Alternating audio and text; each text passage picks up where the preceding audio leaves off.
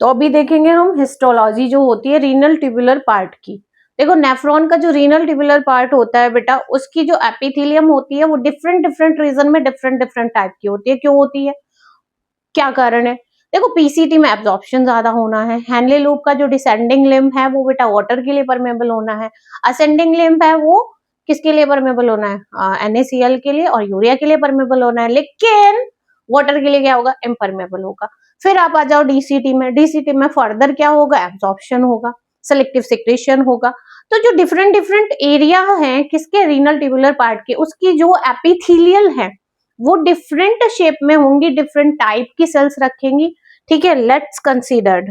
अभी हम पढ़ रहे हैं ना, अभी हम देख रहे हैं बेटा। देखो सीधी सी बात है, हमारे पास क्या आ गया? हम कह रहे हैं हमारे पास नेफ्रॉन है। हम कह रहे हैं हमारे पास क्या है? नेफ्रॉन है। नेफ्रॉन के टू पार्ट्स अपन पढ़ रहे थे। पहला हमने बोला था नेफ्रॉन का पहला पार्ट था रीनल कार्पसल्स। रीनल कॉर्पसल्स, जो रीनल कॉर्पसल्स था वो आपका किसका बना हुआ था? किसका बना हुआ था? दो पार्ट्स थे। अभी पहले हम बात कर चुके हैं भाई, कौन कौन से दो पार्ट्स होते हैं? रीनल कार्पसल्स के टू पार्ट्स हैं बेटा। एक तो है आपका वाउमन कैप्सूल, वाउमन कैप्सूल, और दूसरा पार्ट है आपका ग्लोमेरुलस। क्या है? ग्लोमेरुलस। इसी पार्ट से आपका फिल्ट्रेशन होना है। रीनल कार्पसल्स वो पार्ट है जहां से फिल्ट्रेशन होना है, सीधी सी बात है। अब देखो मैं क्या कह रही हूँ, मैं कह रही हूँ बेटा, मैं कह रही हूं आपको कि जो वाउमन कैप्सूल है इसकी एपिथेलियम, वाउमन कैप्सूल्स की जो एपिथेलियम है, ठीक है, ये किसकी बनी हुई है? फ्लैट स्क्वैमस एपिथेलियम है। क्लियर है? दैट मीन्स इसकी एपिथेलियम की थिकनेस क्या होगी? बहुत कम होगी। ठीक है, बहुत कम होगी तो फिल्ट्रेशन आसान हो जाएगा। एक्सचेंज ऑफ मटेरियल क्या होगा बेटा? इजी हो जाएगा। क्या हो जाएगा?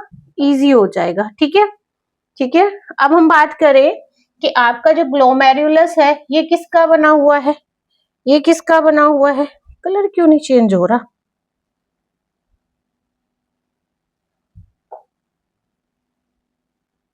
एक सेकेंड, एक सेकेंड, यहाँ पे चेंज हो जाता है, यहाँ पर नहीं हो रहा। Okay, okay.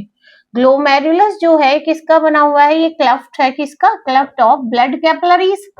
और हमें पता है कि जो कैपिलरीज होती है उसकी जो कैपिलरीज की जो एपिथेलियम होती है दैट इज एंडोथेलियम।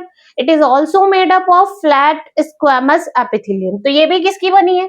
ये भी किसकी बनी है? फ्लैट स्क्वैमस एपिथेलियम है।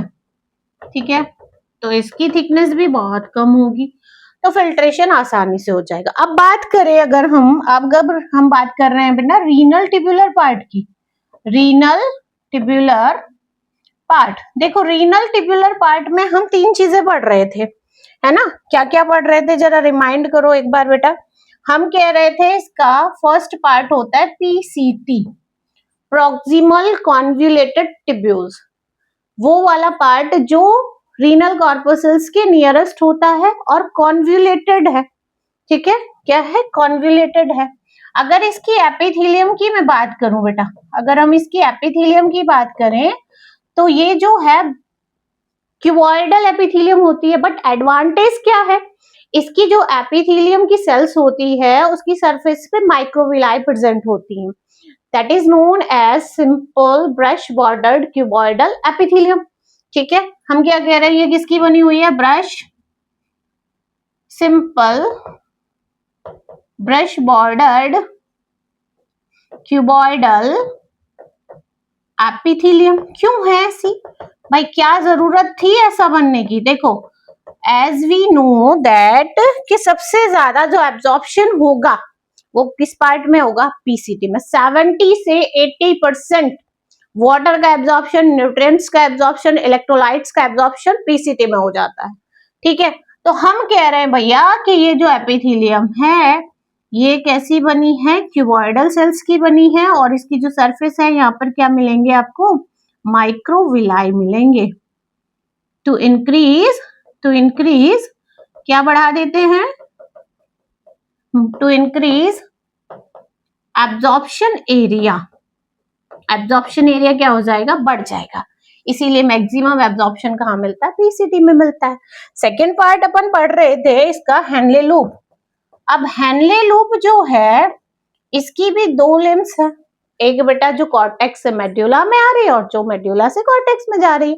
तो जो कॉर्टेक्स से मेड्यूला में आ रही है it is permeable for water, और जो मेड्यूला से किस में जा रही है, कॉर्टेक्स में जा रही है, फिल्ट्रेट को लेकर वापस पहुंच रही है, वो क्या होता है, वाटर के लिए इम्परमेबल होता है।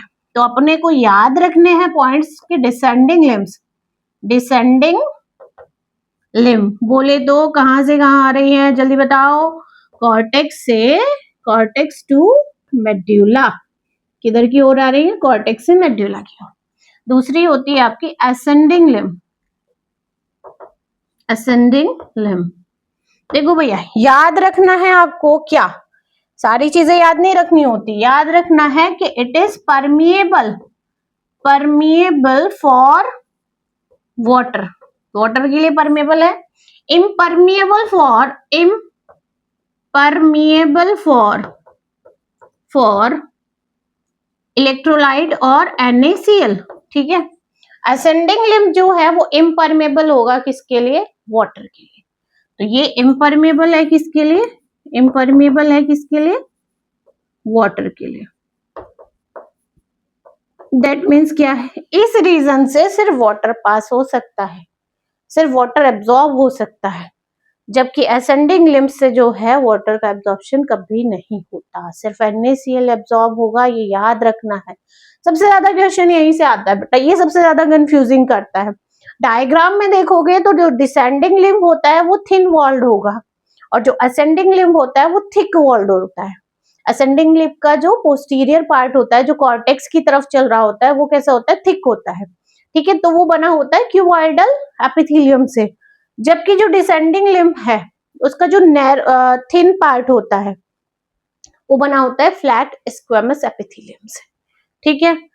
अभी दूसरी बात करें, पीसीटी हो गया, हेनले लूप हो गया। थर्ड पार्ट अपने पास क्या आ जाता है, डीसीटी, इधर लिख लेते हैं, चलिए DCT, distal convoluted tubular part. देखो ये किसका बना हुआ है, ये बना हुआ है सिंपल क्यूबॉइडल, ब्रश बॉर्डर नहीं है, सिंपल क्या है, क्यूबॉइडल एपिथेलियम है। वेरिएशन याद रखना, पीसीटी में simple brush bordered cuboidal epithelium है, जबकि डीसीटी में क्यूबॉइडल एपिथेलियम होती है, कोई माइक्रोविलाई नहीं होती। मैक्सिमम एब्जॉर्प्शन ऑफ एरिया सिर्फ कॉन्वोल्यूटेड पोर्शन क्रिएट कर देता है, माइक्रोविलाई का कोई रोल नहीं है, ठीक है। और हम क्या कह रहे हैं, हम क्या कह रहे हैं भैया कि यहाँ से एब्जॉर्प्शन क्या होगा, वाटर का होगा, न्यूट्रिएंट्स का होगा, NaCl का होगा, सिलेक्टिव सिक्रेशन भी होगा, वो फर्दर बात करेंगे, क्लियर। तो ये है आपकी histology about the epithelium, clear, चलिए याद हो गया होगा, ठीक है।